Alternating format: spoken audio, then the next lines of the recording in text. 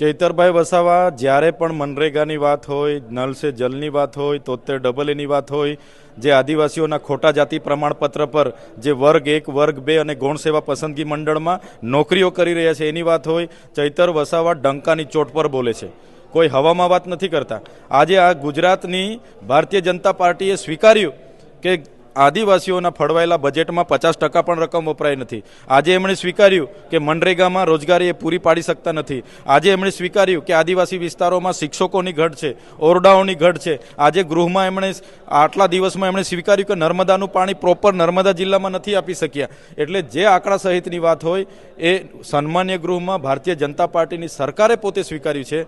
ત્યારે આજે કોઈ બોલે કે ના બોલે, અમારી ફરજ છે જે સમાજનું પ્રતિનિધિત્વ કરીએ છીએ એમના માટે અમે હર હંમેશ બોલતા રહીશું, લડતા રહીશું। મનસુખભાઈ વિશે તમે મનસુખભાઈને હવે શું જવાબ આપશો? હવે મારી લડત તો કંઈ મનસુખભાઈ સાથે થોડી છે। મારી લડત તો જે સરકારે વ્યવસ્થા બનાવી છે। એક બાજુ સમાનતાની મોટી મોટી વાતો થાય છે, સર્વાંગી વિકાસની વાતો થાય છે, 100નો સાથ 100નો વિકાસની વાતો થાય છે, વિશ્વગુરુ બનવાની વાતો થાય છે। એક બાજુ અમારા સમાજના લોકો જ્યાંથી 80% ખનીજો મળે છે, અમારા ત્યાં ડેમ બન્યા, એના પાણી આખા કચ્છ અને સૌરાષ્ટ્રમાં લઈ જાય ને અમને ના મળે।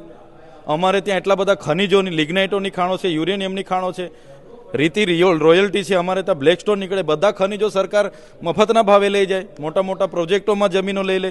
અને અમારા લોકોની વિકાસની વાતો આવે એટલે અમારે શિક્ષકો માટે લડવાનું, લડેંગે જીતેંગે, જિંદાબાદ મુર્દાબાદ, શિક્ષક મૂકો, શાળા આપો, પાણી આપો, અમારે એના માટે આખી જિંદગી લડવાનું છે। એટલા માટે અમે કહીએ છીએ સરકારે બી આ વિષય પર ધ્યાનથી રહેવું જોઈએ। 30 વર્ષથી એમની સરકાર છે। અગર સરકાર આમ નથી કરતી તો અમે તો છે જ, અમે અહીંયા પણ લડીશું ને લોકોની વચ્ચે જઈને પણ લડીશું। જી।